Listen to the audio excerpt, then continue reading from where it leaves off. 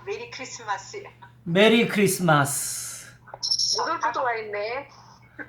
저도 진짜 루돌프 같아. 오늘 설교 빼놓고는 예배 시간에 다 저기 그 초반에 준비 찬송은 다 크리스마스 찬송으로 불렀네.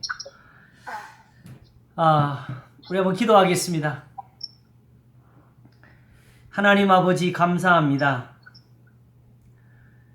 저희들이 믿음의 법을 따라 하나님의 자녀가 되었습니다. 하나님이 큰 권세로 우리를 부르신 것이고 하나님의 의로우심을 따라서 우리를 의롭게 하신 것이니 나의 의는 믿음으로 말미암아 살리라 함이 또한 저희에게 은사가 되었습니다. 이 믿음을 더하고 이 믿음을 굳세게 하려고 지금도 함께 모였습니다. 하나님이 저희들의 이 함께하는 시간을 복되게 하시옵소서. 감사하옵고 우리 주 예수 그리스도의 이름으로 기도하옵나이다. 소리가 안 나온다. 아멘. 소리. 임고고마님이 들어오십니다. 메리 크리스마스. 네, 어서 오세요. 안녕하세요. 사모님 환영합니다. 얼굴 다 보이게 얼굴 위에만 나. 네, 위쪽으로 조금 더 위로 더 올라오게 하세요. 오케이. 예, 예. 아이 이쁘신 얼굴. 예. 자, 오늘 말씀을 우리 보도록 하겠습니다. 제가 볼 때 이 부분을 우리가 조금 더 확실히 하고 가는 게 좋겠다고 생각이 됩니다. 잠깐만요.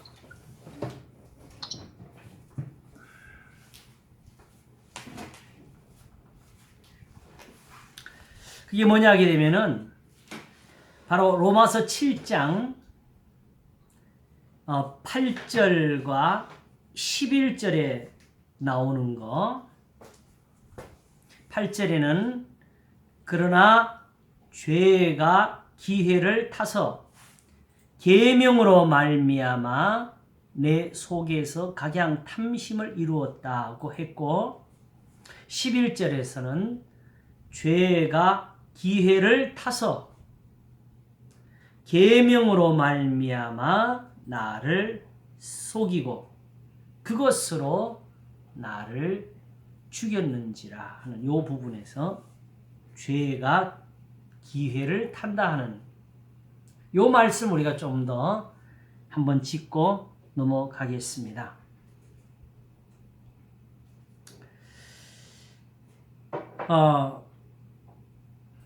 죄가 기회를 탔다는 것은 그 기회가 언제냐? 죄는 항상 있는 거잖아요. 그치요? 그런데 그 죄가 왕노릇 한다는 말씀이 있었어요. 그치요? 바로 로마서 5장에서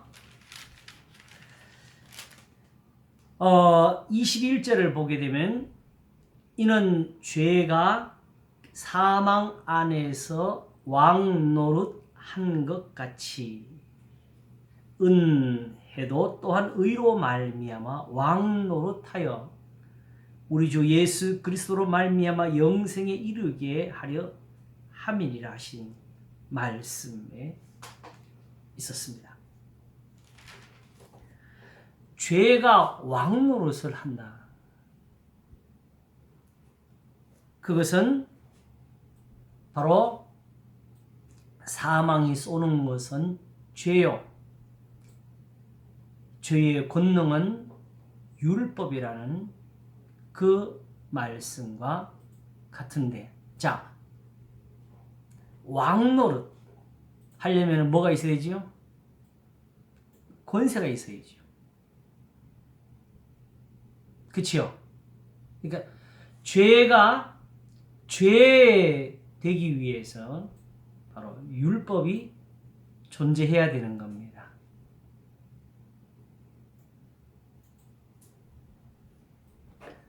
그런즉 우리가 이미 아는 것처럼 죄가 자체가 살아있는 어떤 인격을 가진 그것이 아니고 죄의 권능은 율법이라 했을 때에 그 율법을 정하시고 그걸로 통치하시고 그걸로 심판하시는 분이 따로 계시죠. 하나님이시죠. 하나님이 계셔서 정죄가 있고 하나님이 계셔서 어떤 율법이 생명을 갖습니다. 다만 여기서 말하고자 하는 것은 죄가 그 정죄, 하나님의 그 정죄하심이 언제 그게 일어나느냐 하는 거지요. 그치요? 그것은 죄가 있으면 일어나는 거죠.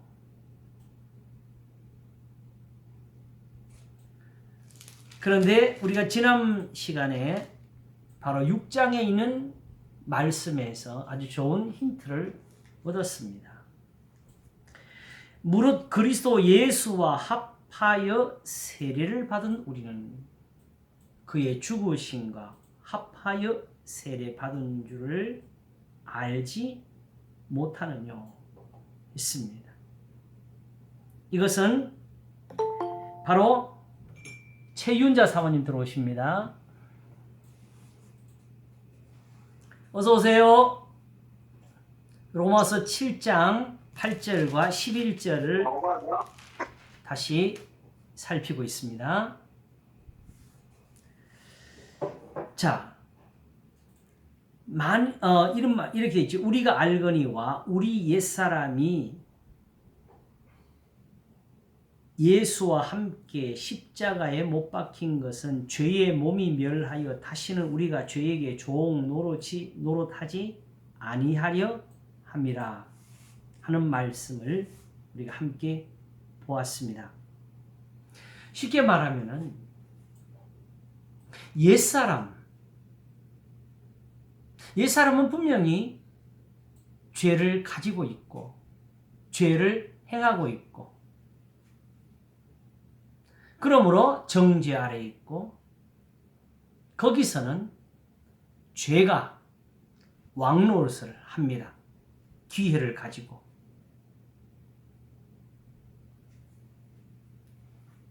그래서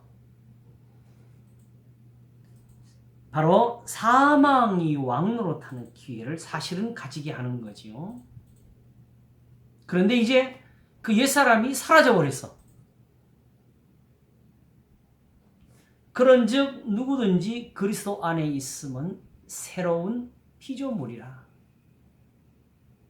이전 것은 지나갔으니 보라 새 것이 되었도다. 이렇게 그리스도 안에서 새 사람이 나왔습니다. 그러니까 사망에 쏘는 것이 죄요. 죄의 권능은 율법인데 이제 죄가 없이 된 사람이 나왔고 또 죄를 짓지 않는 곳에 사는 사람이 나왔습니다. 그러면 더 이상 여기서 율법이 더 이상 작용이 안 되겠네요. 그렇지요. 네. 그러니까 벗어난 거잖아요. 이제는 죄가 뭘 쉽게 말하면 정죄해서 왕도릇하고 싶어도 율법에서 벗어나 있는 사람들이 나와 있다는 거지요. 마치 남편이 있는 여인이 그 남편 생전에는 법으로 그에게 매인바 되었을지라도 남편이 죽으면 남편의 법에서 벗어나서 다른 남자에게 갈지라도 음행이 되지 않는 것처럼. 근데 따지면 굉장히 큰 거라 그랬죠. 우리가 어떻게 하나님을 섬기는 거, 예수 그리스도로 말미암아 하나님을 섬기는 그 행위가 단순하게 예수님의 속죄나 또 구원하신 은혜의 말씀을 생각지 아니하고 하면은 그냥 다른 남자에게 하는 음부 같은 오히려 예배가 그런 식의 범죄를 짓는 것이 되어버렸다는 거지요. 실제로 그런 일이 구약에 있어요? 많잖아요. 바로 제일 대표적으로 늘 말하는 거 베레스우사, 그치요? 네. 하나님의 말씀을 율법의 말씀을 좇지 않고 성전으로 나아가거나 또 성구에 손을 대거나 아론의 두 아들이 하나님이 정하지 않은 불을 제단에 들이다가 불에서 그 제단에서 나오는 불로 태움이 되는 것 같이. 그리고 사실 시내산에 올라가면 죄입니까? 아니지요. 그런데 하나님이 강림하시는 그날에는 누구든지 거기를 침범하지 못하게 하셨습니다. 그때는 범법이 되지요. 그래서 지난 시간에 잠깐 언급을 했는데 우리가 아마 이걸 한 번 더 구체적으로 다뤄야 될 것 같아요. 율법이 정죄하는 것과 그냥 세상이 정죄하는 것은 우리가 소위 죄라는 것은 서로 차이가 있다고 했습니다. 일반적으로 우리가 죄라는 것은 악을 행한 것이에요. 아시겠죠? 네, 남에게 악을 행한 것, 이웃에게 악을 행한 것들입니다. 그러나 율법의 정죄는 그거하고 또 다른 것이 있는데 문제는 율법은 왜 있느냐? 그냥 정죄하기 위해서 있는 것이 아니고 살리기 위해서 있는 겁니다. 그럼 살기 위해서 어떻게 해야 되겠어요? 살기 위해서 우리가 할 수 있는 일. 하나님께로 나가는 거죠. 하나님께 가서 살려달라는 거지. 결국 번제나 속죄제의 희생은 하나님께 드리는 거예요. 그래서 하나님이 그걸 연락하셔서 무슨 죄를 지었든지 다 씻어질 수 있도록 결국 거기도 믿음이 있는 거지요. 하나님을 믿고 그렇게 하는 거지요. 이 목표를 잘 정해야 돼요. 성경의 말씀을 가지고 단순하게 세상 사람들이 하는 것처럼 누구를 정죄하고 누구를 비판하고 하는 것은 이것은 하나님이 원하신 일이 아닙니다. 오히려 이 율법의 말씀이나 산상수훈의 교훈을 우리가 살리는 것으로 보지 못하게 되면 이걸 가지고 서로 또 다퉈요. 논쟁을 하고. 예수님은 이렇게 말하는데 왜 너는 이걸 안 하냐고. 주님이 그걸 하라고 하시는 거 아닙니다. 근데 그게 일어나요. 왜? 구원과 이 말씀에 대한 것을 다르게 놓으니까 구원은 다 받았는데 이 말씀을 가지고 이제 또 다투는 거지요. 지켜야 된다, 안 지켜야 된다. 단순히 이런 논쟁이 나오는 거예요.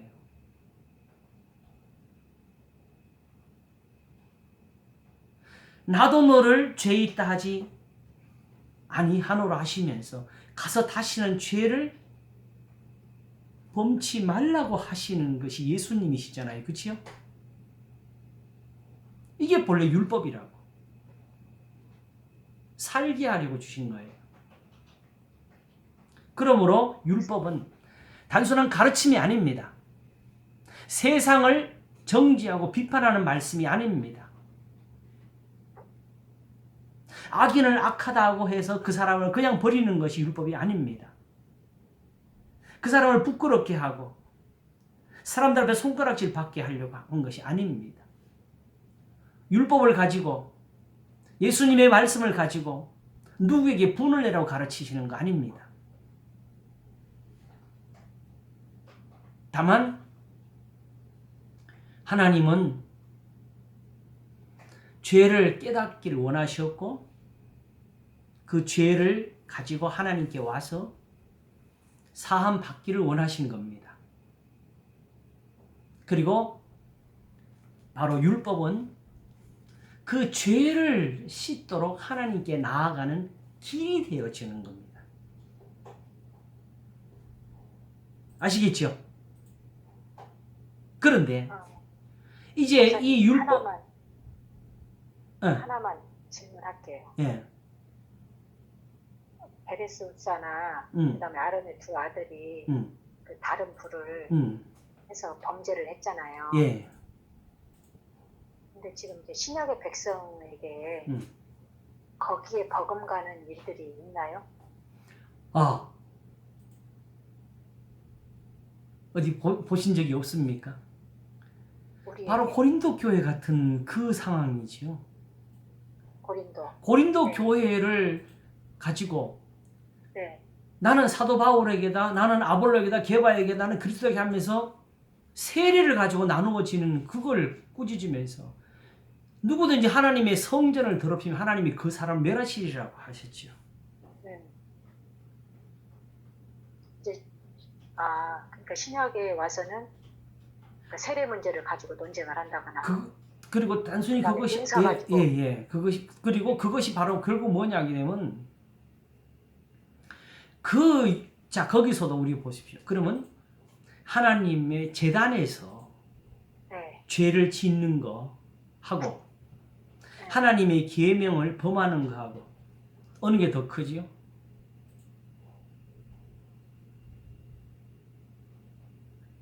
바로 하나님의 계명을 범하니까 제사가 연락이 안 됐잖아요. 그렇죠? 그러니까 실질적으로 하나님이 가르치고자 하신 것은 하나님의 말씀을 온전히 지키라 하는 것을 배워주시는 것이었어요. 우리는 지금 내가 이걸 지켜서 착하다? No! 절대 아닙니다. 내가 이걸 지키기 때문에 내가 남보다 낫다? 절대 아닙니다. 이거는 절대 남을 판단하는 문제가 아닙니다. 그러니까 그 지금 고린도전서에서 일어나는 그 세례의 문제를 놓고 예. 문제가 일어나잖아요. 예. 근데 우리는 그거를 단순히 하나의 지금도 이제 우리 교단이 다르잖아요. 세례의 방식에 따라서. 그럼 이거 심각한 문제잖아요. 그런 식으로 나눠줄 수는 없지요. 지금 중요한 것은 본질적으로 말씀입니다. 내가 아침에는 제 자신이 장로교인으로서 장로교의 전통에 대한 약간 언급을 했어요. 그렇지만은 그렇기 때문에 그 장로교의 교리를 가지고 살고 그 가르침을 지킨다고 해가지고 그게 의의는 아닙니다. 그건 단지 우리 신앙을 지키기 위한 하나의 싸움이었고 지금도 단지 거기에 믿음을 보호하기 위한 한 노력이 있을 뿐이지 그 자체가 믿음은 아닙니다. 믿음은 하나님의 말씀대로 사는 겁니다. 목사님 이해가 됐어요, 저는. 예. 네. 고린도 교회에서 일어나는 그 문제들이 저희가 생각하는 그렇게 가벼운 문제가 아니에요. 아유, 그럼요. 네. 고린도전서 제일 마지막에 뭘 썼지요? 바로 고린도전서를 안고 경고한 것이 이 말씀이지요. 누구든지 주를 사랑하지 아니하거든 저주를 받을지어다. 그 말이 주님 사랑해요, 이거 하라는 소리가 아니에요. 고린도전서 있는 고린도 교회는 그 고린도서 있는 말씀대로 안 하면 저주를 받으라는 거예요. 그리고 그 마지막에 뭘 달았어요? 마라나타. 주께서 오시느니라.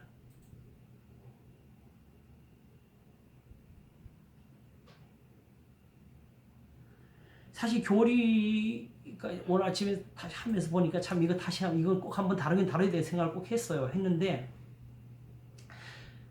지금 그걸 소중히 여기고 그걸 생명으로 안고 살아온 거 노력한 거 잘한 거예요. 그러나 하나님의 계명을 저버리면 어떤 교회가 되느냐? 에베소 교회처럼 됩니다. 처음 사랑을 버렸는 거죠.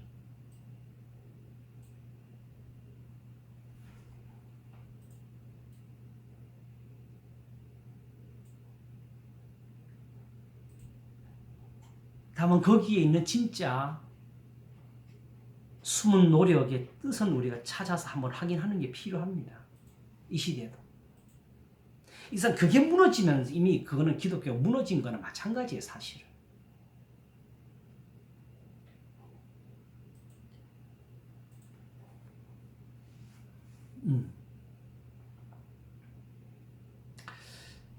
목사님 저의 문제는 해결이 됐습니다. 됐어요. 내가 뭐 할 때 그 말씀 하셨지? 아니 그 목사님이 계속 어. 그 베레사 울사의 문제나 그다음에 그 다른 불을 해서 예. 죽임을 당하는 이제 이런 거는 구약에 속해 있는 예, 예, 거잖아요. 예, 예.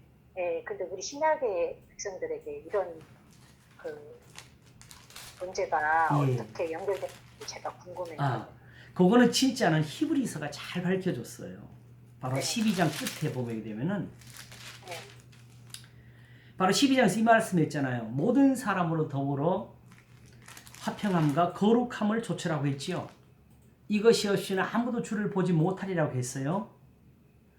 그렇게 해놓고 한 말씀 뭐냐? 에서처럼 되지 말라고. 너희의 이룬 것은 만질 만한 불붙는 산과 흑운과 흑암과 폭풍과 나팔 소리와 말하는 소리가 아니라 그 소리를 듣는 자들은 더 말씀하지 아니하시기를 구하였으니 이는 짐승이라도 산에 이르거든 돌로 침을 당하리라 하신 명을 저희가 견디지 못함이라. 그렇게 해놓고 그 보이는 바가 이렇듯이 무섭기로 모세도 이르되 내가 심히 두렵고 떨린다 하였으나 그러나 이제 우리는 괜찮아요. 너희가 이룬 곳은 시온산과 살아계신 하나님의 도성인 하늘의 예루살렘과 천만 천사와 하늘의 거룩한 장자들의 총회와 교회와 만민의 심판자이신 하나님과 및 온전케 된 의인의 영들과 새 언약의 중보이신 예수와 및 아벨의 피보다 더 낫게 말하는 뿌린 피니라.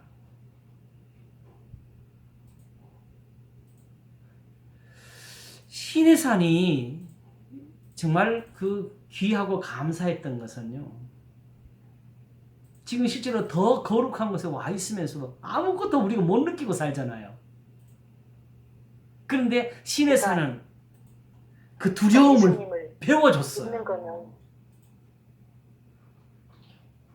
그러니 이스라엘이 받은 은사가 얼마나 큰지 우리가 사실 알아야 됩니다. 그러니까 그리스도 안에 들어온다는 거는 예. 그 예루살렘 성전보다 더 두려운 장소라는 예, 거잖아요. 예. 사실 사도 바울이 로마서와 같은 그런 글을 쓸 수 있는 것은 그분이 유대인이고 이스라엘이고 하나님의 성전과 제사에서 섬기던 그 경험을 가졌던 분이니까 오히려 예수 그리스도를 더 잘 설명할 수 있었던 것 같아요.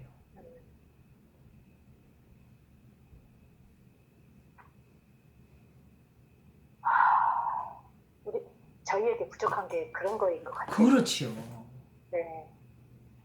그러니까 오히려 그때를 보면서 저 시내산도 저랬는데 하면서 지금 우리가 어디에 와 있느냐. 우리는 실제로 그러면서 우리는 지성소를 넘어서 천국에 들어가고 있다고 이렇게 스스로 말을 하면서 아무것도 두렵질 않아요.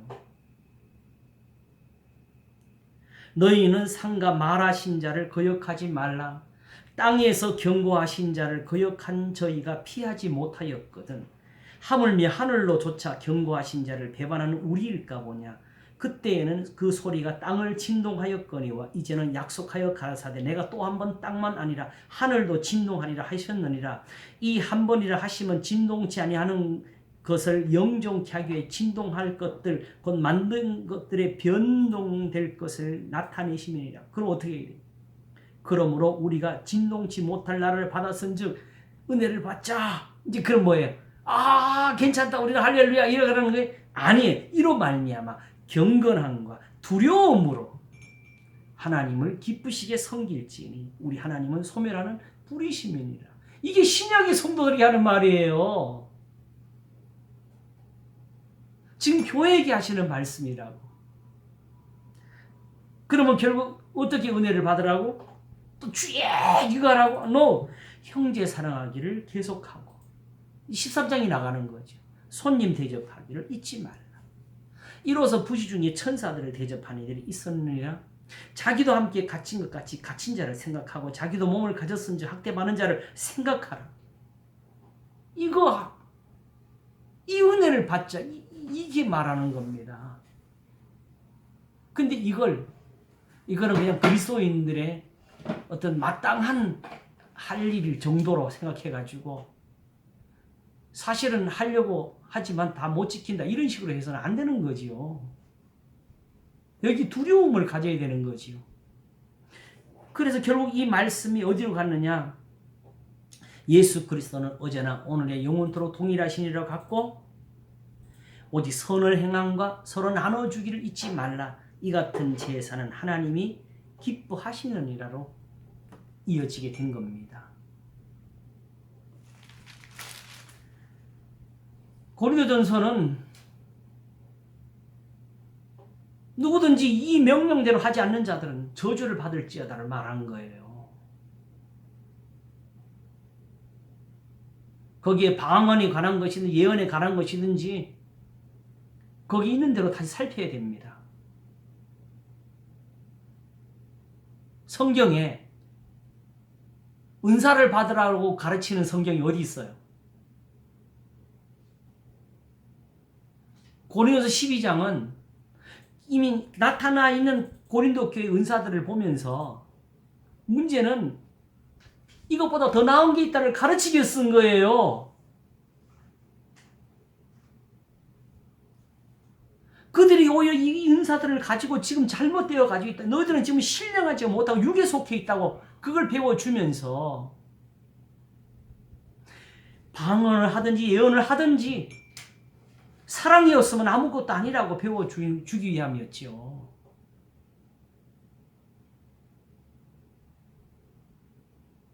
그런데 우리는 거기서 은사들을 그냥 막 끄집어내 가지고 와요. 그 저는 이런 말을 한다니까요. 방언도 그치고 예언도 폐하고 하셨잖아요. 그치요? 근데 그 방언 예언이 왜 아직도 안 폐해지고 있는지 모르겠어요. 성경이 잘못됐습니까? 사도 바울이 실수했습니까?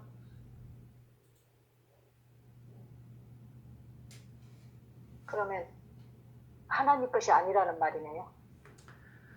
듣는 사람들이 알아서 판단하시기를 바랍니다. 저는 성경에 있는 걸 읽었어요. 그냥. 네. 그리고 1만 마디의 방언보다 깨달은 마음으로 5마디의 말을 하는 것이 하나님의 교회는 유익하다고 했잖아요. 목사님들의 설교가 바로 거기에 들어가는 은사예요.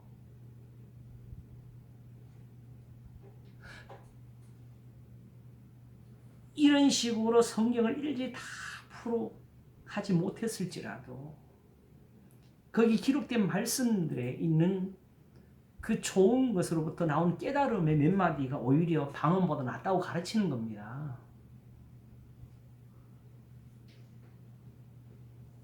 그래도 저도 그렇고 우리 성도도 그렇고 다 그런 속에서 교회에 나왔고 예배를 드렸고 설교를 듣고 하면서 우리가 다 지금 이런 믿음에 이르도록 그래도 자라났잖아요. 저도 마찬가지지요. 옛날 설교가 저한테 막 엄청 쌓여 있어요. 지금 이 고폴에 와서 지금까지 모든 설교를 사실상 다 녹음을 해놨어요. 근데 지금 이제 생각하니 결국 이제 이 설교를 여기서 우리끼리 다시 하게 되면 그 설교는 더 이상 볼 필요가 없다고 생각이 들어요. 제 나름대로 개인적으로는 굉장히 아끼는 부분인데 왜냐면 그때는 모르고 한 말씀들이 많이 들어있는 것이 제 마음에 느껴져요. 그럴지라도 그 속에서 저도 사실은 스스로 하나님 앞에 바르게 되는 것을 얻었고요. 그렇게 해서 사실은 지금 여기까지 오도록 하나님의 인도를 받았습니다. 그러므로 실상 예수님이 말씀하신 것처럼 당장의 주를 비방하지 않는 사람은 다 주님을 위한다는 그 말씀이 맞습니다. 그래서 저는 모든 교회를 사랑합니다.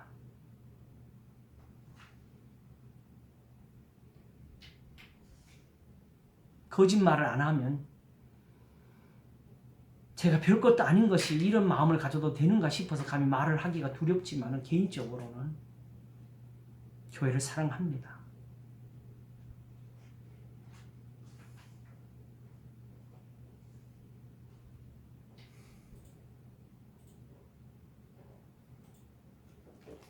눈물이 나요.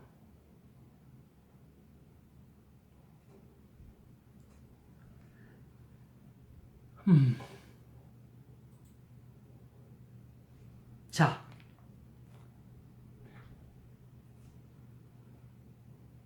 율법이라는 것은 처음부터 거역하는 자를 징계한다는 뜻이 아니고 율법에서의 정죄는 오히려 율법을 행하는 데서 나오는 정죄였어요. 아시겠죠? 바로 제사장들이 이제 죄를 가지고 와서 하나님께 속죄하고자 하는 사람들의 제물을 하나님께 드릴 때에 오히려 일어나는데, 그때에 쉽게 이야기해서 하나님이 율법에 써놓으신 그 절차에서 하나를 어기게 되면은 바로 거기서 범법이 또 일어납니다. 그때는 범죄가 아니고 범법이 일어납니다. 그리고 그때 그 제사는 부정한 것이 되고, 그때 그 제사를 행하는 제사장도 죄를 짓고, 그 제물을 가지고 온 사람도 죄를 짓는 그 결과로 나타납니다. 그게 율법에 기록이 되어 있습니다.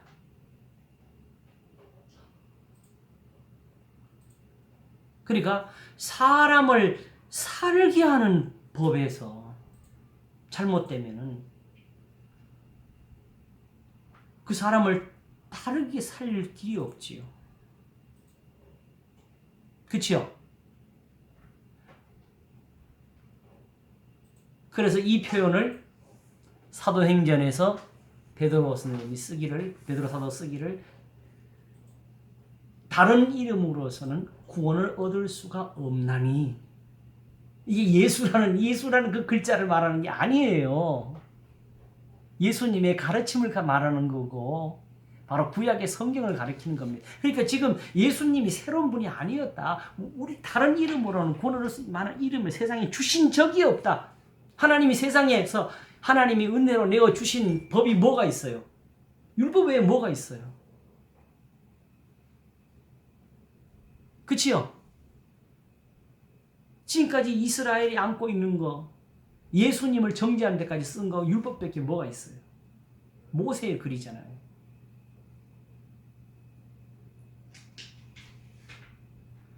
그러므로 지금 사도들이 가르치는 것이 오히려 이게 믿음에 옳은 걸, 하나님 말씀에 맞는 거라고 하는 말이, 다른 이름으로는 구원을 얻을 수가 없나니 구원받을 만한 다른 이름을 우리에게 주신 일이 없기 때문이다.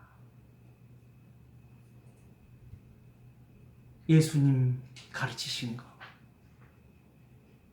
천지가 없어지기에는 반드시 변하지 않고 다 이루리라 하는 그 말씀을 베드로 선생님이 그렇게 말했고, 사도 바울은 갈라디아서 1장에서 다른 복음은 없나니라고 표현을 한 겁니다. 그게 그냥 지금 예수님 말씀만 가지고 또 예수 십자가를 전하면서 그것만 가지고 말하는 게 아니고, 본질적으로 갈라디아 교회의 문제는 결국 마지막에 듣게 되는 거, 서로 물고 먹으면 피자 멸망할까 조심하라, 사랑을 따라 행하라, 온 율법은 내 이웃 사랑하기를 내 몸과 같이 하라 하신 말씀에 이루었나니를 가르치는 거. 거기서 문제는 뭐였습니까? 바로 그걸 행하지 않고 오히려 다시 유대인들의 말을 듣고 할례를 받고자 하는데 문제가 있었잖아요. 그래서 사도 바울이 내게 말하라, 할례를 받고자 하는 자들아. 누구든지 할례를 받는 사람들은 그리스도에게서 떨어지고 은혜에서 멀어진 자로다 하지요. 할례를 받는 사람은 율법 전체를 행할 의무를 가진 자라. 이게 무서운 겁니까? 뭐가 문제냐? 율법 전체를 말하는 이유가 뭐지요? 유대인들은 율법의 일부분만 가지고 말을 하거든요. 바로 육에 속한 예법만 가지고 말을 하니까, 할례를 받았으면 계명도 지켜라, 이 말을 하는 것이 율법 전체를 행할 의무를 가진 자라는 뜻이고, 거기에 그리스도인들은 바로 내 이웃 사랑하기를 내 몸과 같이 하라 하신 말씀을 순종해서 온 율법을 다 이루는 사람으로 된 겁니다. 왜? 이 사랑이 없으면은 제사도 예물도 다 헛된 것이지만 이 사랑이 있으면은 오히려 그 죽은 제사가 산 제사로 바뀌는 것처럼 살리는 것은 원래부터 영이었지 육이 아니었습니다. 제사와 예물은 원래부터 그야말로 모양이었고 그림자예요. 그게 그림자였어요. 실체는 예수님 어디 계셨느냐? 하나님의 계명 그 가르침 속에 계셨습니다.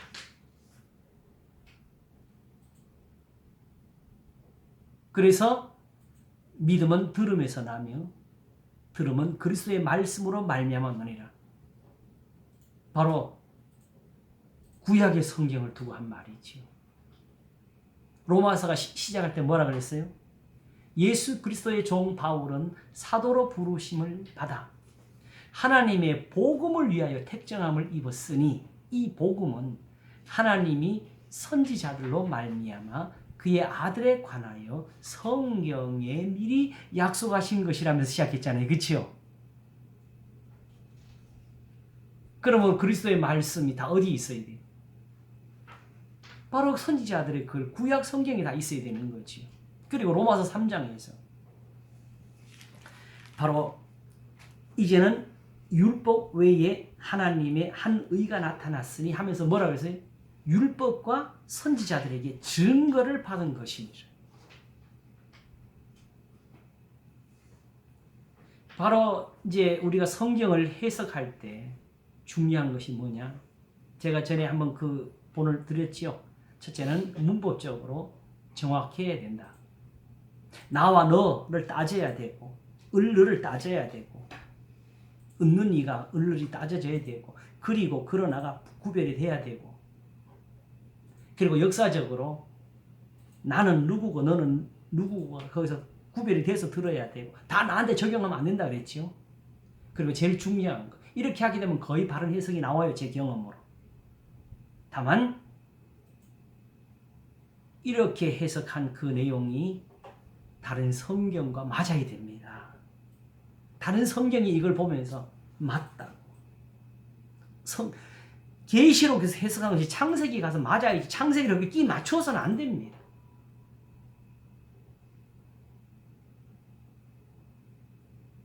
이걸 우리는 신학적인 해석이라고 합니다. 신학은 우리가 말하는 신학은 성경 자체지 신학자들이 세워놓은 이론 교리가 아닙니다.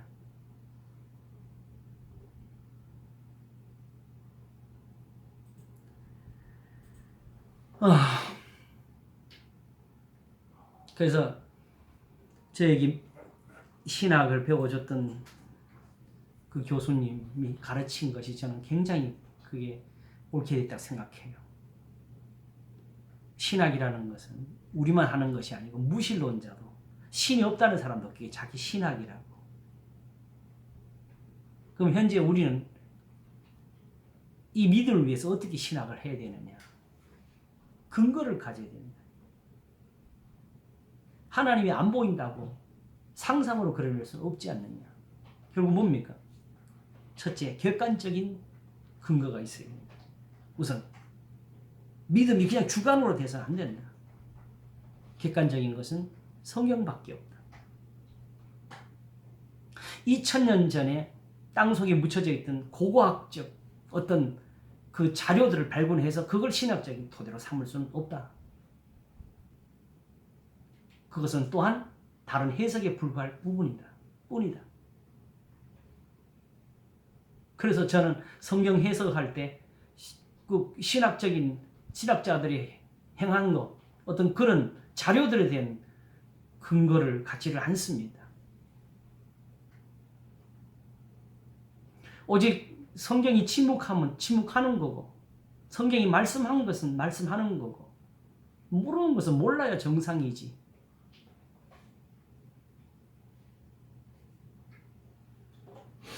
우리의 그 아는 것은 어쩌면 지금 우리는 지금 아날로그, 자, 디지털은 지금 우리가 지금 이 영상 찍는 이런 문화 속에 사실은 존재하는 거잖아요. 그치요?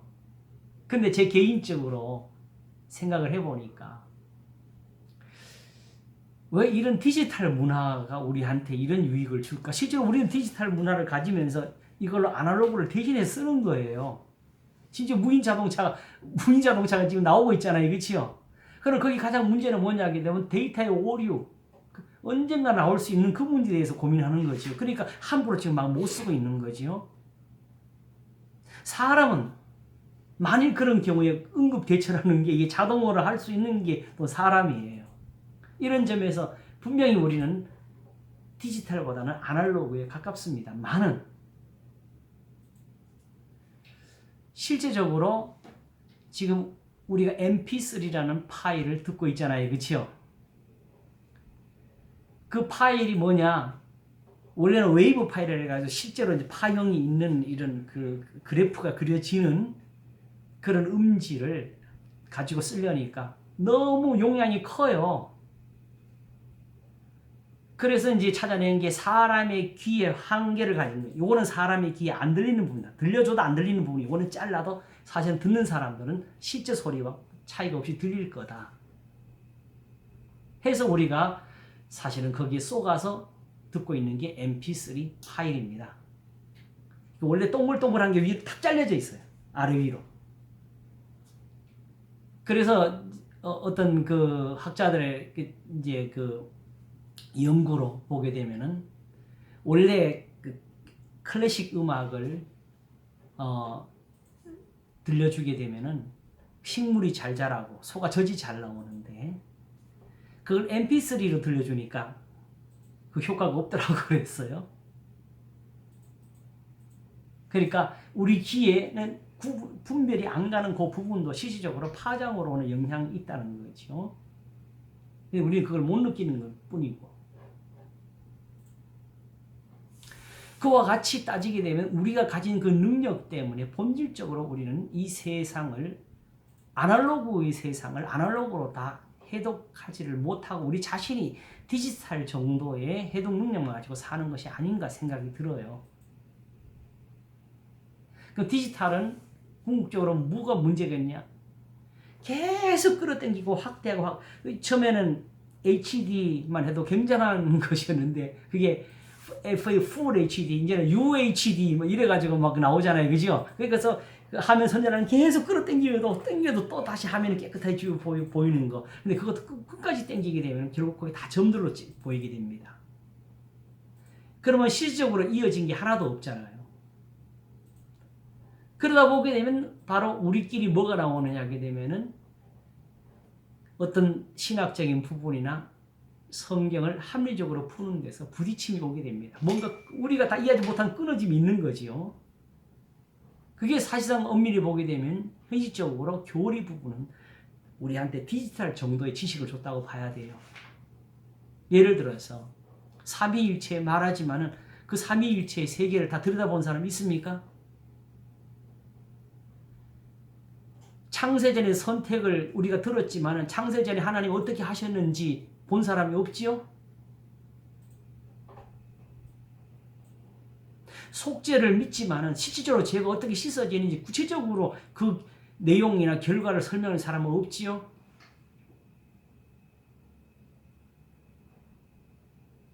그렇기 때문에 성경이 말씀하지 않는 부분에 대해서 우리가 그걸 논리적으로 합리적으로 사람들에게 이해시키려고 노력을 하기 시작하게 되면은 바로 디지털에 끊어진 부분을 인위적으로 있는 실수를 하게 됩니다. 거기는 우리가 모르는 부분이잖아요. 그까지만 말을 하고 그까지만 지켜야 되는데.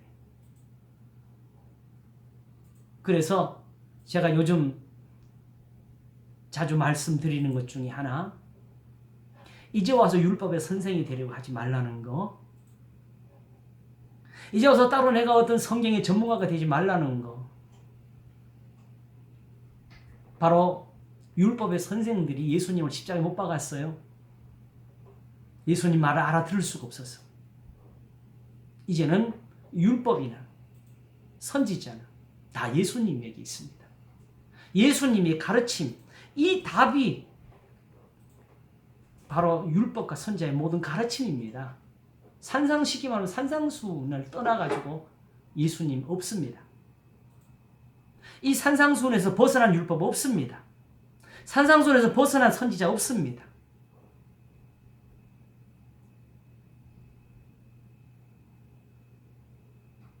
그래서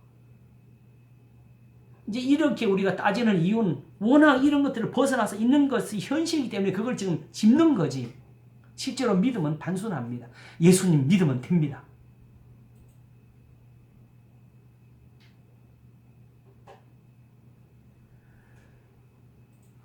예수님의 말씀이 우리를 사랑하시는 하나님의 사랑이고 그게 가장 자비하시고 긍휼히 여기시는 자의 은혜입니다.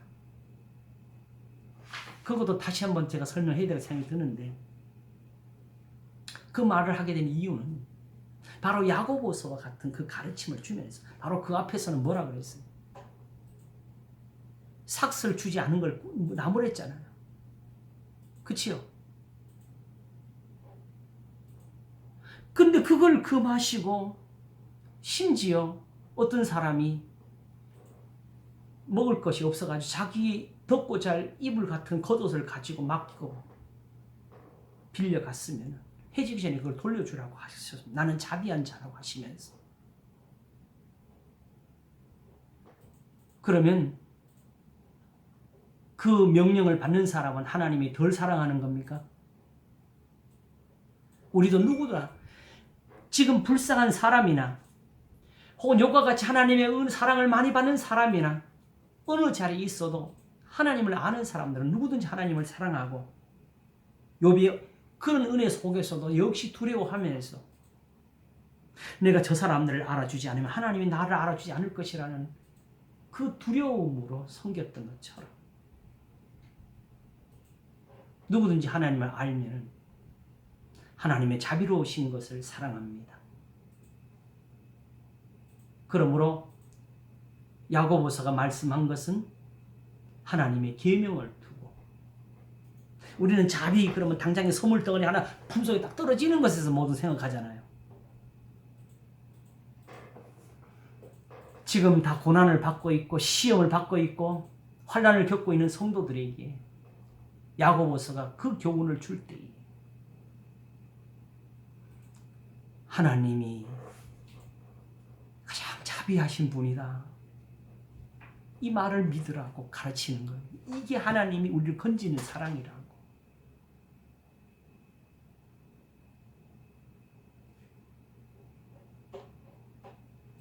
그러므로 아까 전사님이 질문했던 그 자리로 이제 돌아옵니다. 율법은 길입니다. 하나님께로 나아가는 길입니다. 그러므로 율법의 정죄는 세상의 정죄와 또 다른 것이 되는 겁니다.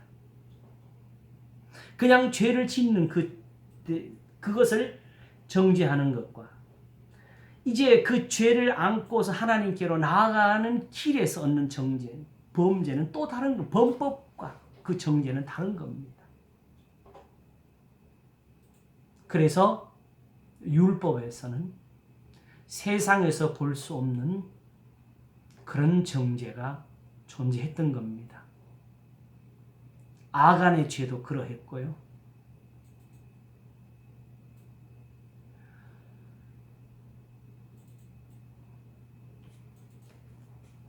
자, 그러면 이 길을 이제 또 찾아야 되지, 그죠? 우리도 이 길에서 이 길을 따라 가는 거예요.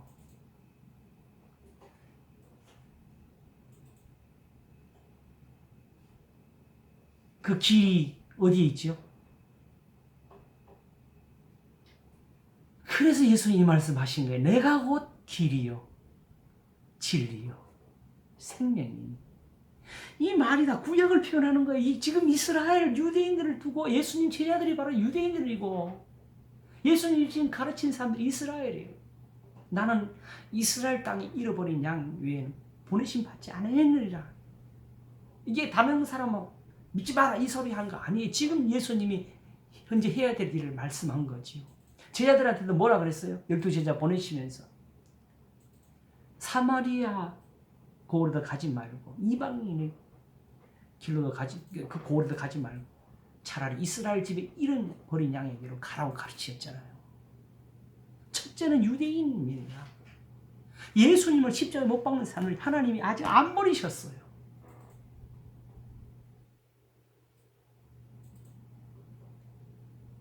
그래서 지난번에 말씀드린 것처럼 보기는 보아도 알지 못하며 듣기는 들어도 깨닫지 못하는 사람들에게 가서 그렇게 말하라고 보내시잖아요. 그걸 갔더니 수염을 뽑고 침뱉음을 당하게 하고 뺨을 치고 심지어는 죽였고, 그러나 예수님도 오히려 그 말씀하시면서 예루살렘을 향하셨습니다. 선지자가 예루살렘 밖에서는 죽는 법이 없느니라고. 왜? 여전히 아직 하나님의 사랑이 저기 있어서. 단순히 거기 가서 십자가에 죽어야 제대로 된 거 이 말씀 하시는 거 아니에요. 아직도 거기 가서 가르칠 일이 남았다고.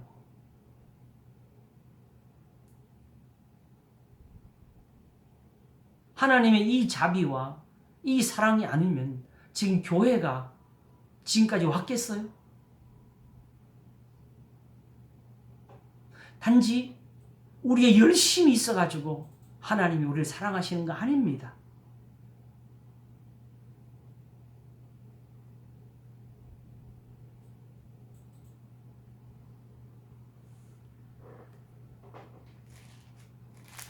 그러므로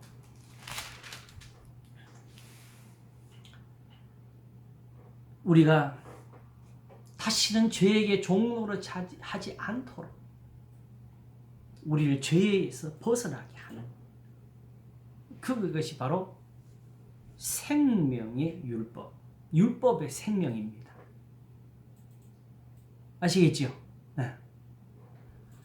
그런데 이런 율법이 이 생명을 버리고 육신의 일로 돌아가게 되면 바로 사망의 법으로 바뀌게 됩니다. 왜? 거기 있는 제사도, 거기 있는 제물도, 안식일도, 할례도 다 죽은 것이 되니까 남는 건 뭐밖에 없어요. 죄밖에 남는 게 없습니다. 그래서 예수님이 요한복음에서 유대인들과 대화를 나누실 때에 사실 너희가 찾는 게 누구냐? 나라고. 왜 모르냐고 하시면서 그러나 결국 나를 찾다가 너희 죄 가운데서 죽겠고 그랬습니다.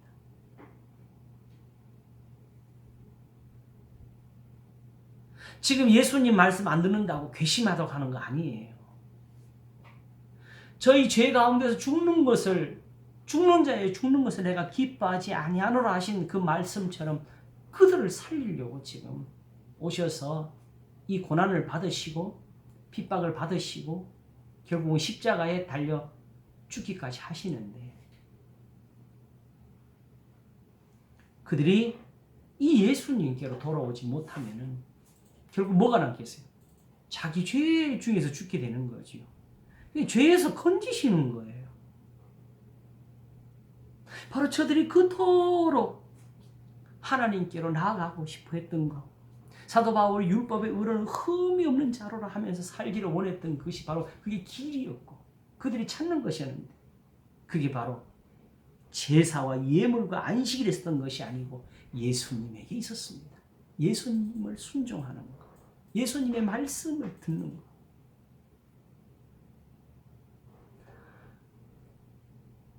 그걸 성경은 단지 예수님을 향한 어떤 경배나 그분을 향한 찬송에서 말하는 것이 아니고 본래부터 의인들이 하나님 앞에 얻었던 사랑, 그 은혜대로 말하는 것이 그걸 믿음이라. 제사와 예법이 아닌 그것을 바로 하나님의 말씀을 따라 사는 그것을 믿음이라고 표현한 거예요. 그래서 오늘 아침 설교한 것처럼 율법의 행위로 말미암지 않고 다만 믿음의 법이라고. 이제 보니까 이렇게 사는 것도 율법에 있는 거잖아요. 그지요? 법이잖아요. 그러면 이제 우리가 지난번에 살폈지만은 뒤에 나오는 말씀들이 자동적으로 연결돼요. 바로 그리스도 예수 안에는 생명의 성령의 법이.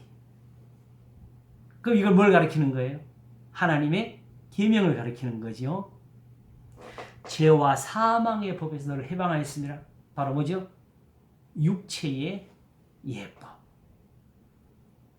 바로 로마서가 율법의 행위라고 하는 그 부분이고, 바로 이제 그러므로 육신을 쫓아 살지 않고 그 영을 쫓아 행하는 우리에게 율법의 요구가 이루어지게 하려 하심이라는 그 부분은 하나님의 말씀대로 계명대로 사는 삶을 가리킵니다. 근데 그것도 이렇게만 하게 되면 항상 그게 확장이 돼 머릿속에서는. 그러면 저 율법을 어떻게 다 외우고 어떻게 다 지키기 이런 식으로 풀어가는 게 이게 문제였어요. 어느 순간에든지 선을 행하느냐 악을 행하는 한 가지에서 일어납니다. 아시겠죠? 바로 내 원수가 줄이거든 그때는 먹이는 거지요. 목마르거든 마시우는 거지요. 하나님이 말씀을 다 지키라 그랬어. 목마르다 그러는데 밥까지 다 갖다 주면서 오히려 목이 콱콱 맥히도록 입에 밀어넣으면 안 되잖아요. 제가 좀 우습게 말했지만 이해 가시죠? 예? 예. 자, 바로 죄는 이렇게 살아있게 되는 거고요. 바로 우리 예수님에게로 가서 죄 씻음과 새롭게 하시는 은혜를 얻지를 못하면 바로 자기 죄 중에 그냥 머물러 있게 되고, 그랬을 때에 사도 바울이 말씀하는 대로 선을 행하기를 원했는데, 그치요? 악이 함께 있는 것이로다 하면서 이제는 이것을 행하는 자, 내가 선을 행하기를 원해서 행한 그것을 악으로 만드는 거, 그거는 내가 한 것이 아니라 나는 분명히 의를 행했어요.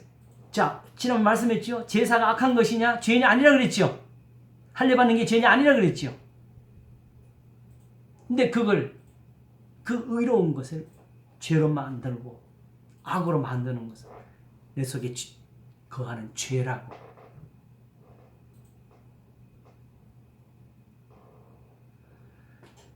본래 하나님과 멀리 사는 이방인들은 아예 율법의 말씀도 모르고 계명도 듣지를 못해요. 그래서 그들에게 있는 신앙은 예수님을 믿는 이런 신앙이 나올 수가 없어요. 그래서 그들은 율법의 정죄도 모릅니다. 그러나 이제 우리는 하나님께로 다가가니까 거기에는 우리를 정결케 하는 예법, 생명의 성령의 법이 있게 되어 있죠. 그 법을 따라 나가는 겁니다. 그 법을 따라서 가서 뭐 하죠? 번제도 드리고 속죄제도 드려서 무슨 죄를 지었든지 사함을 얻으려는 은혜를 잊게 되는 것인데, 바로 죄가, 아시겠죠? 그렇게 드리는 걸 불법으로 만드는 거예요. 바로 남편이 있는 여인이 생전에 다른 남자에 가는 것처럼 만들어버리는 거예요.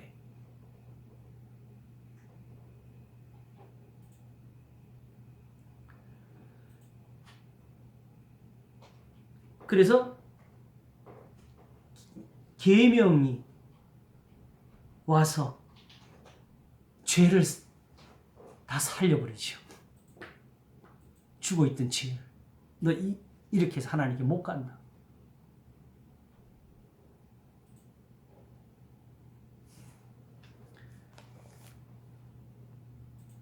하나님께 가까이 가니까 죄가 먼저 살아납니다. 그걸 죄가 기회를 탓으라고 표현한 겁니다. 그러므로 육신에 있으면 죄가 살아납니다. 그러나 영에 있으면 몸은 죄로 인하여 죽은 것이나 더 이상 속죄제나 번제를 드릴 수 없어도 이 영은 의를 인하여 산 것이니라가 돼가지고 만일 우리 속에 그리스도의 영이 계시면 그리스도를 죽은 자 가운데서 살리시니까 우리 안에 거하시는 그 그리스도의 영으로 말미암아 우리의 죽을 몸도 살리시라고 뭘 표현했겠어요? 단지 저 뒤에 부활만 이야기했겠어요? 지금 죽어있는 모든 걸 다 가르치는 거지요. 그러므로 육신의 이 죽은 몸으로는 할 수 없는 것을 영은 다 한다는 겁니다. 영으로 우리는 번제도 속죄도 사실은 다 드리고 있다고 이렇게 표현한 겁니다.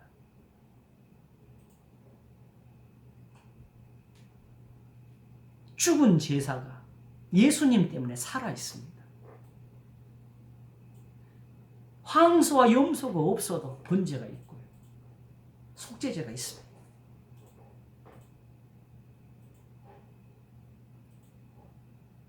율법의 궁극은 나가서 제사를 드리는 겁니다. 아시겠죠? 하나님께 제물 드리는 게 목적이 아니에요. 또한 단지 계명과 같은 것은 단순한 가르침의 교훈으로 있는 것이 아니고 생명의 길이 없습니다. 그것이 없으면 산 제사를 드릴 수가 없습니다. 그러나 이제 우리는 이런 사랑을 받습니다. 그러므로 형제들아 내가 하나님의 모든 자비하심으로 너희를 권하노니 너희 몸을 하나님이 기뻐하시는 거룩한 산 제사로 드리라. 이는 너희가 드릴 영적 예배니라. 바로 예수님 말씀하신 바 이 산에서도 말고 예루살렘에서도 말고 아버지께 예배 드릴 때가 오나니 곧 이때라. 하나님께 예배 드리는 사람을 영과 진리로 할지니라. 이 말씀이 지금 예수님에게서 이루어진 겁니다. 믿는 사람들에게 이루어져서 사실 우리 예배 시간에 우리가 하나님께 정성을 들였으면 얼마나 드렸고 그치요? 저 개인적으로는 솔직히 예배 시간에 성도들이 가장 편안한 자세로 있기를 원해요. 네, 설교 말씀을 잘 듣는 게 가장 좋은 은사니까. 그게 하나님께 드리는 거지요, 사실은. 하나님이 그걸 받으시는 제사잖아요. 가까이의 말씀을 듣는 것이 악인의 제사드림보다 나으니라. 왜 우리는 이런 악을 행하는지 모르겠어요. 모르고 했겠지만은 정말 이런 말을 안 쓰기를 원해요. 예배 시간에 주여 이곳에 임하소서.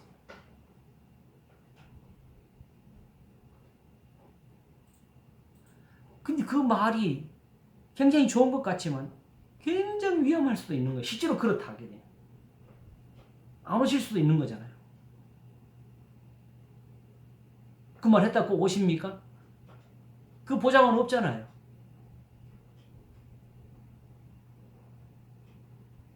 그건 사실 이방신 섬기는 겁니다.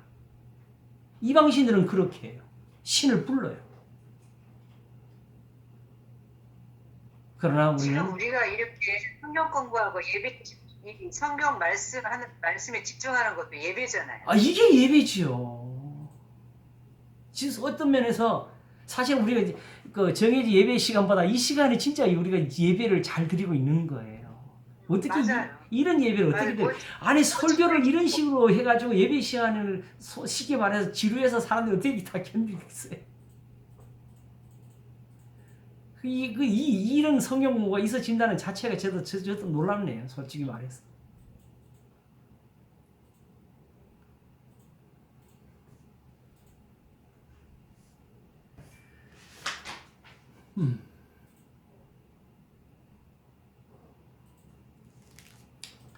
그러나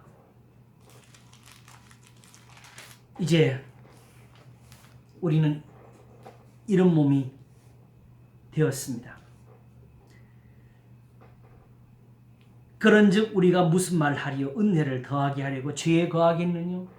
그럴 수 없느니라. 죄에 대하여 죽은 우리가 어찌 그 가운데 더 살리요? 무릇 그리스도 예수와 합하여 세례를 받은 우리는 그의 죽으심과 합하여 세례를 받은 줄을 알지 못하느뇨? 그러므로 우리가 그의 죽으심과 합하여 세례를 받음으로 그와 함께 장사되었나니 이는 아버지의 영광으로 말미암아 살리신과 같이 우리로 또한 새 생명 가운데서 행하게 하려 함이니라. 새 생명 가운데 행하게 하려고 하셨다. 세례와 예수님과 합하여 죽는다는 이 표현은 제가 오늘 여기서 풀어야 될 것 같아요. 예수님이 승천하시면서 사실은 마지막으로 제자들에게 내리신 명령이 세례잖아요. 그렇죠? 근데 그때 어떻게 하셨지요? 하늘과 땅의 모든 권세를 내게 주셨으니 너희는 가서 모든 족속으로 제자를 삼고, 그렇죠? 성부와 성자와 성령의 이름으로 세례를 주고, 그다음 뭐라 그랬어요? 내가 너에게 분부한 모든 것을 가르쳐 지키게 하라. 세례가 구원이 아닙니다. 세례는 성경이 말한 대로 하나의 구원에 대한 보증이고 표로 주시는 건데 뭐에 대해서? 예수님의 이 말씀에 대해서 성부와 성자와 성령이 보증한다고 이렇게 표를 준 거예요. 이 말씀 지키라고. 이제는 이것도 이제 제가 풀었다고 이 말했죠. 오직 나의 의인은 그 믿음으로 말미암아 살리라. 이제 보니까 우리는 의인이 여기 안 들어가요. 갈라디아서 2장 한번 잠깐 펴보실까요? 우리가 아침에 설교한 부분인데 갈라디아서 2장 15절을 보겠습니다.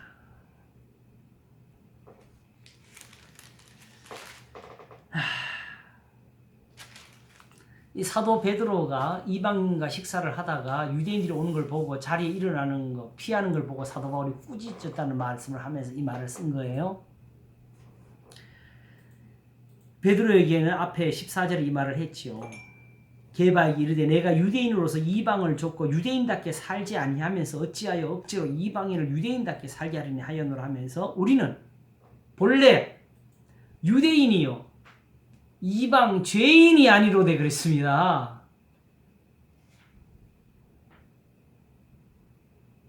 예? 유대인과 이방인 어디 보면 이방 죄인이 아니래요. 그러면 성경에서 말하는 의인은 믿음으로 말미암아 살리라는 누굴 두고 한 것이겠어요? 하박국이 뭘 가지고 이야기했어요? 이스라엘 두고 한 이야기잖아요. 그리고 지금 우리처럼 그걸 우리한테 적용시키려면 말씀이 잘못됐지요. 오직 죄인은 믿음으로 살리라 이렇게 나와야 되는 거예요. 근데 이미 의인이라고 하나님 앞에 칭해진 사람들이 그 믿음을 떠나서 망하니까 오직 나의 의인은 믿음으로 하려 살리라고 하신 겁니다. 하박국에서. 예? 요거 이해가셔요? 의인이 믿음으로 산다고요.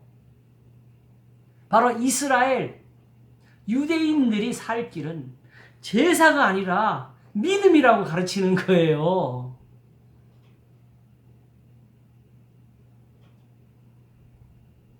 의롭지도 않은 이방 죄인이 어떻게 여기에 해당이 돼요? 다만 에베소서 1장에서 가르치는 것처럼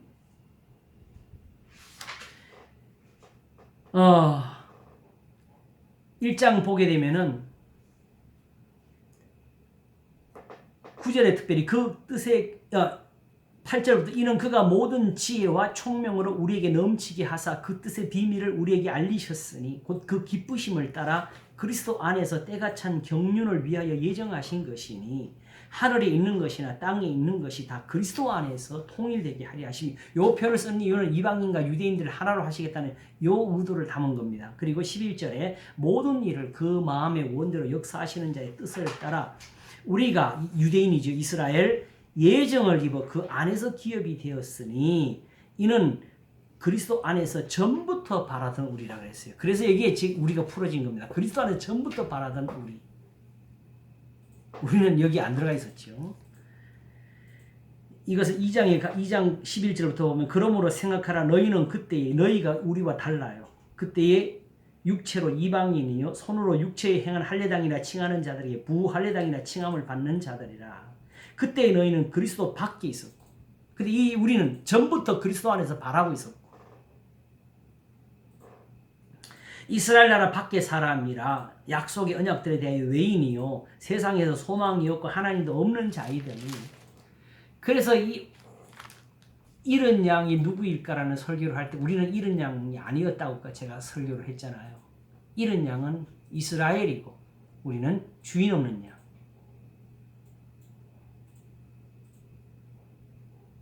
우리는 탕자도 아니었다 그랬잖아요.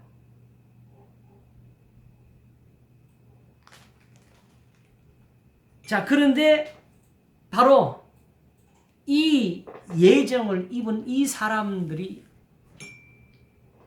받은 은혜, 그리스도 안에서 전부터 바라던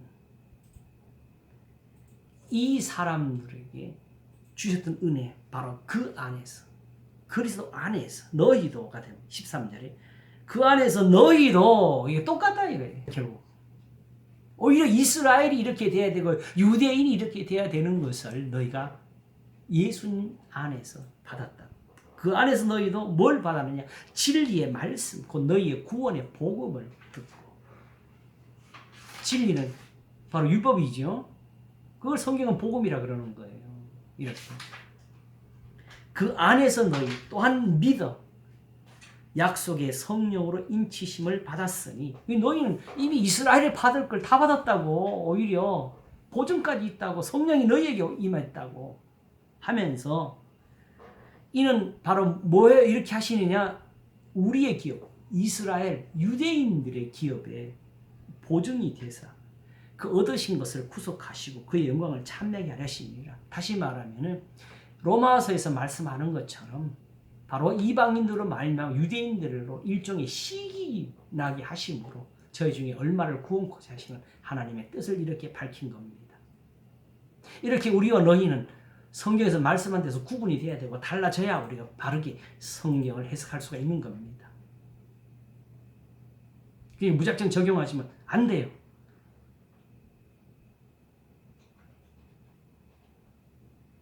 그래서 언젠가는 기회가 되면은 이 설교를 아마 곧 할 수 있을 것 같은데 성경대로라는 말처럼 위험한 게 없다고 제가 설교할 겁니다.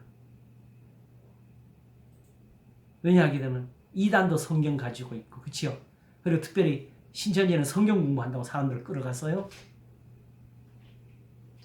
그리고 구원파의 어떤 파도 맨날 성경 공부한다고 사람을 모아요. 교회에서도 성경 공부해요. 그래서 이미 이 설교를 했잖아요. 성경 공부해도 되나? 신천지 문제가 한창 난리 났을 때 우리도 성경 공부 하는데 그러면 저 사람들은 성경 공부, 교회에서 하는 성경 공부 뭐가 다른지를 성도들이 그걸 구분할 수 있어야 되지요. 그래서 그때 베레아 교회를 예를 들면서 오히려 베레아 교회처럼 목사 자신의 설교에 대해서도 교인들이 그것이 그러한가 하는 이걸 가르쳐서 스스로 내가 하는 성경 공부가 어떤 것인지를 배우게 해야 된다고.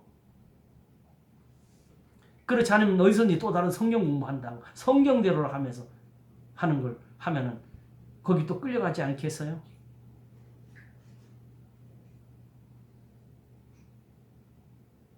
지난주에 제가 그 말씀 이미 했지요. 어떤 책 하나 왔다고. 그치요? 네. 딱 보면 그냥 제 맘에 저 같은 사람 마음에 쏙쏙 들어오도록 그냥 글을 그렇게 썼어요.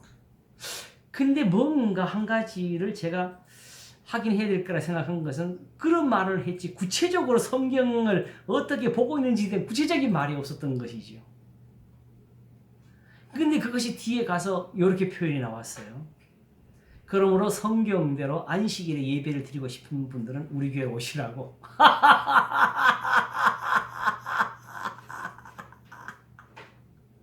예수님 안 믿는 사람들이죠. 안식교예요? 아마 그 안식일인지 안식일 밝히지 않았어요. 그렇게 썼어요. 내가 안 그래도 뭘 기대냐면 주로 성경대로 하면서 하는 사람 많은 사람들이 또 이런 게 있잖아요. 성경대로 하니까 바로 그 여호와의 증인들처럼 하면서 그 뭐야 그 돼지고기 뭐 못 먹고 뭐 수혈 못 하고 뭐 이런 거.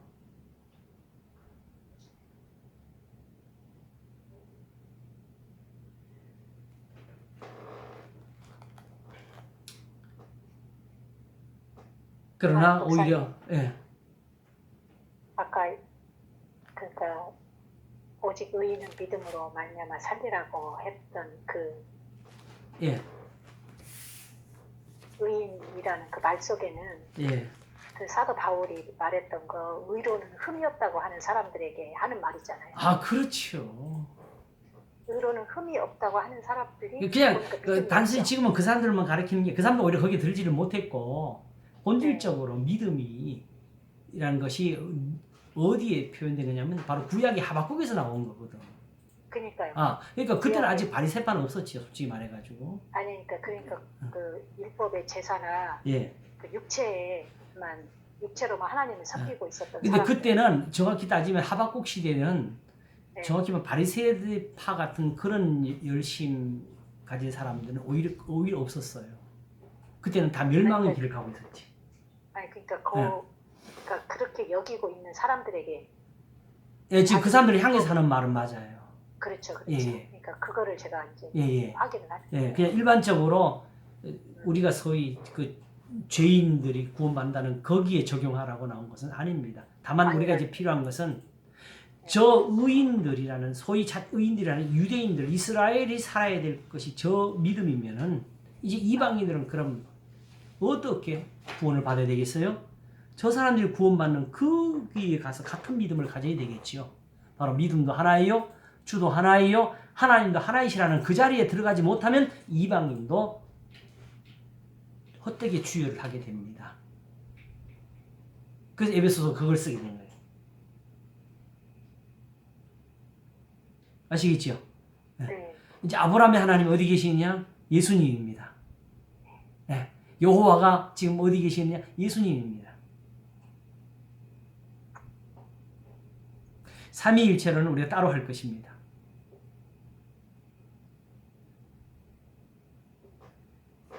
그걸 적용하는 것은 아닙니다. 본래 여호와가 우리가 생각하는 어떤 높은 신의 자리에서 경배를 원하신 분이 아니었어요. 바로 율법의 하나님은 그걸로 예수님처럼 되시길 원했습니다. 내가 곧 길이요 진리요 생명이니 나로 말미암지 않고는 나에게 올 자가 없는 일을 하시고 싶었습니다. 그게 이 여호와이십니다. 그 하나님께로 나가기를 원하는 사람들에게 예수님이 바로 그 길을 아버지께로부터 받은 대로 전하는 거지요. 나로 말미암지 않고는 아버지께로 올 자가 없느니라. 그러므로 선지자들의 모든 글이 다 예수님을 가리킨 게 맞습니다. 거기에서 꾸지람을 받는 사람은 지금도 예수님에게서 멀어져 있는 사람들이 맞습니다.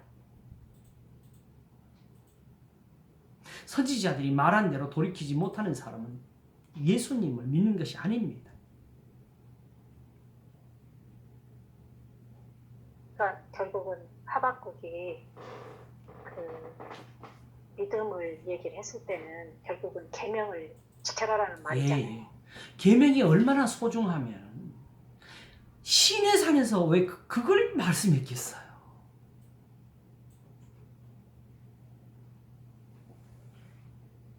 하필 그 자리에서 그 사람들이 제일 두려워하는 자리에서 말씀한 게 예배가 아니잖아요. 기도가 아니잖아요.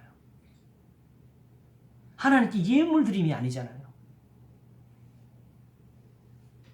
그래서 예레미야로 말씀하실 때 아직 그때는 성전에서도 제사도 있었어요. 그러나 예레미야가 말한 것처럼 밖에 나가서는 도적들과 짝하면서 이 성전에 와서는 구원을 받았다고 감사를 드린다고. 너희 눈에는 이 집이 도적의 소굴로 보이냐고. 너희 길과 행위를 바르게 하라. 그러면 이 집에 살게 할 거라고 하셨어요. 그러면서 전한 말씀은 내가 너희를 애굽 땅에서 인도하여 낼 때 제사와 예물에 대해서 말하지 아니했다. 오직 내 말을 들으라고 했지 않느냐 하시면서 번제와 아울러 그 제물을 갖다 너희들이 먹으라고 했어요. 원래 번제물은 다 태우는 거잖아요. 제사장도 안 먹는 거잖아요. 시편은 이미 이걸 다 알고 다윗은 이미 이걸 알았고 특별히 시편 50편에는 내가 염소의 피를 마시겠느냐 양의 고기를 먹겠느냐고 감사로 제사를 드리는 자가 나를 영화롭게 한다고 그 행위를 옳게 하는 자에게 내가 하나님을 보이겠다고.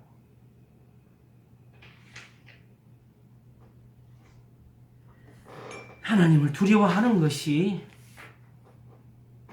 그게 바로 믿음입니다. 신앙이고 그것 없이 이런 것 저런 거 따져가지고 비판하고 서로 싸우는 것은 신앙이 아닙니다.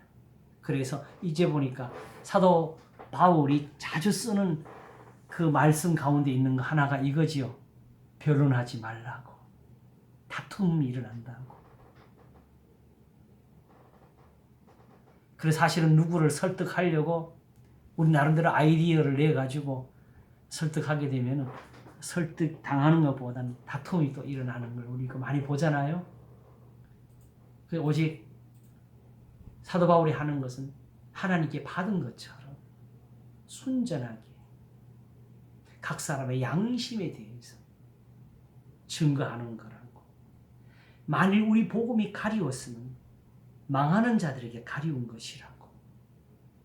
그 중에 이 세상 신이 어떤 사람들의 마음을 혼미케 하여 그리스도의 영광의 복음의 광채가 비치지 못하게 하면 그리스도는 하나님의 형상입니다.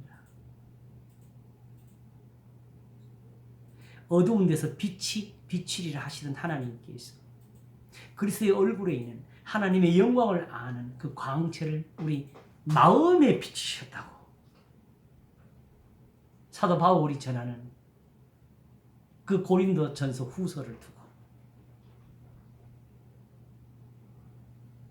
또 그걸 두고 우리는 그리스도의 향기라고. 이 사람에게는 생명으로조차 생명이 이르는 향기고 저 사람에게는 사망으로조차 사망에 이르는 냄새라고. 누가 이것을 감당하냐? 이걸 어떻게 사람이 감당하느냐? 오직 하나님께로 받은 것처럼 말씀을 전할 때 이게 된다. 그러니 정확히 저 자신도 사실을 하면서 생각하는 것은 재미있지 못하면 거기 1시간에 가까운 설교 졸지 않겠어요? 그걸 걱정하는 사람이지만 그러나 본질적인 것은 하나님의 말씀이 양심에 전달되는 것은 말의 재주에서 오는 것이 아니고 하나님의 말씀이 있는 대로 전해질 때 오는 겁니다. 결국 우리가 지금 하는 노력은 이 시간도 지금 굉장히 긴 시간을 또 우리가 하나님께 드렸지만은 죄가 기회를 타서라는 이 한 구절을 우리가 깨닫기 위해서 지금 이 노력을 하고 있지요. 이렇게 안 하면은 사람마다 또 보는 대로 나름대로 해석이 또 나와서 달라질 수 있으니까 오직 성경이 이것을 우리에게 보여주시는 대로 지금 조차 찾아낸 겁니다. 그러므로 목사님, 예, 제가 예, 죄가 기회를 탄다라는 거, 그거는 어찌 보면은 죄인들이 하나님께 하나님을 찾는 과정에서 나오는. 맞아. 그러니까 이제 율법을 항상 어디 보면 길에서 봐야 돼요. 그러니까요. 예, 그 제가 길에서 보기에는 나오는 그러네요. 거지요. 그냥 저기 길거리에 있는 죄인들이 아니라 그렇지요. 죄인들이 하나님을 찾아가려고 하는 그 거기서 과정에서 제가 기회를 타는 그게 제가 바로 기회를 그만. 제가 기회는 그러니까 거기서 타는 겁니다. 육신으로 하나님을 찾으려고 하는 사람들에게 나타나는. 죄사를 드릴 때, 예, 그러니까 예물을 드리기, 단을 쌓을 때 그때가 제가 기회를 타는 기회지. 결국은 우리가 지금 드리고 있는 그 예배라고 하는 거에서 새길 수 있는. 그런 마찬가지죠. 우리 예배도 예, 유대인들이 저 제사도 그렇게 됐는데 우리 예배는 말할 게 뭐가 있겠어요? 심각한 문제가 있었겠어요. 네. 거기서. 목사님, 심각해지네요. 우리가 그래서 설교를 반성을 우리가 해야 됩니다. 예. 말씀 찾아야 돼요. 그러니까 우리하고 지금 연관된 문제잖아요. 예, 맞습니다. 예, 유대인들에게만 해당되는 게 아니고. 아까 정인환 권사님 말씀하신 것처럼 지금 우리가 지금 예배를 드리고 있습니다. 목사님, 예, 마무리할까요? 예. 네. 결국 이제 그러므로 죄가 기회를 타는 그 기회를 없애는 게 하나님이 우리에게 베풀어 주시는 긍휼입니다. 아시겠죠? 예. 네. 예수님이 오셔서 하시는 것은 이 죄가 기회를 타지 못하도록. 죄는 있어요. 우리가 이제 죄를 짓는다고 죄가 생긴 것이 아니고 이미 죄가 우리 안에 거하고 있습니다. 머리털보다 많이 있습니다. 그런데 거기서 건져내시려고 정말 우리의 죄는 십자가에서 예수님이 대신하시고 우리에게는 아무것도 묻지도 따지도 아니하시고 오직 하나님과 화목하는 말씀만 들으라고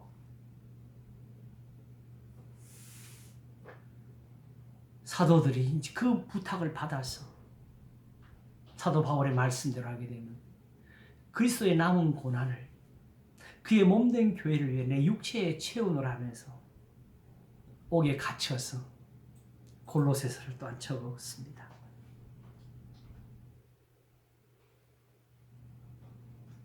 지금도 예수님이 일하십니다. 세상에 계셨으면 예수님이 다 받으실 거예요. 그것도. 그러므로 가르치는 사람들에게 오히려 어디까지 배워주시느냐. 오래 참음으로 가르치라고 가르치십니다.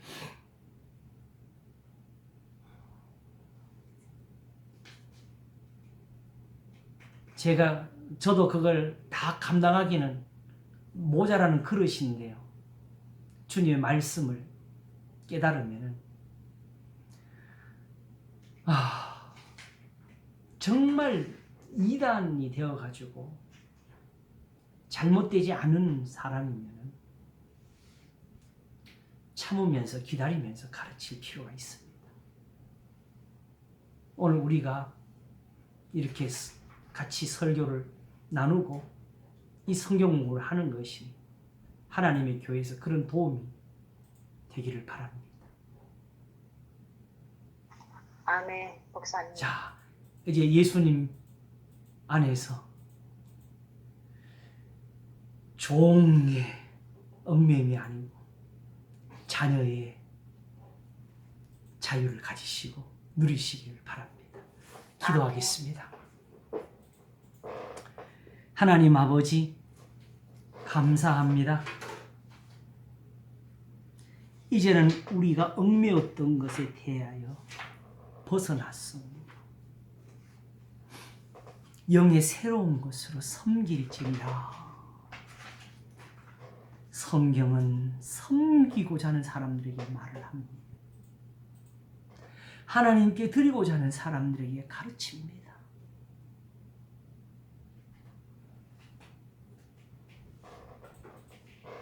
우리의 육체는 그리스도와 함께 십자가에 못 박았다고. 지금은 예수님과 함께 다시 살아 새 사람이 되어서 다시 정죄가 없는 그 자리에 들어왔다고. 그러므로 이제 그리스도 예수 안에 있는 자는 결코 정죄함이 없나니 이는 그리스도 예수 안에 있는 생명의 성령의 법이 죄와 사망의 법에서 너를 해방하였음이라 하는 여기 이곳이 바로 우리 예수님을 섬기는 곳입니다. 하나님이 이 말씀을 내시니 우리가 성전이 됩니다. 하나님이 이 말씀으로 우리를 고치시니까 우리가 의인이 됩니다. 우리의 죽을 몸도 살려내시리라 한 것처럼 우리 안에는 번제도 살아있고 구원의 속죄제도 있고 하목제의 말씀도 있습니다. 우리는 하나님과 평화를 누리는 하나님의 자녀입니다. 우리의 기도를 들으실 겁니다. 우리는 기도할 수 있고 우리는 오늘 하나님께 감사할 수 있고 우리는 찬송을 부를 수가 있습니다. 이 백성은 내가 나를 위해 지었나니 나의 찬송을 부르게 하려 함이라는 것이 바로 지금은 그리스도인들을 위한 것입니다. 야곱의 하나님이 우리의 하나님이십니다. 이스라엘의 하나님이 지금은 예수 그리스도이십니다. 여호와가 바로 예수님이십니다. 여호와와 그 능력을 구할지어다 하신 것처럼 우리가 은혜와 진리의 하나님께로 나와서 오늘도 그 긍휼히 여기심을 구합니다. 주의 영광 가운데서 얻기를 원하는 바 하나님의 긍휼의 풍성하신 사랑을 오늘도 입게 하시옵소서. 감사하고 우리 주 예수 그리스도 이름으로 기도하옵나이다. 아멘. 아멘. 감사합니다, 목사님. 수고들 하셨습니다. 감사합니다. 감사합니다. 고맙습니다. 하나님께 감사드립니다. 다음 주에 뵙겠습니다. 고맙습니다. 수고하셨습니다. 예, 감사합니다. 뵙겠습니다. 영미 집사님, 내 목 잡아서. 고생 많이 하셨어요. 집사님 수고하시고. 예. 모두 감사합니다. 예. 기도하시는 거 모두 다 이루시기를 바랍니다. 감사합니다. 예. 감사합니다. 고맙습니다.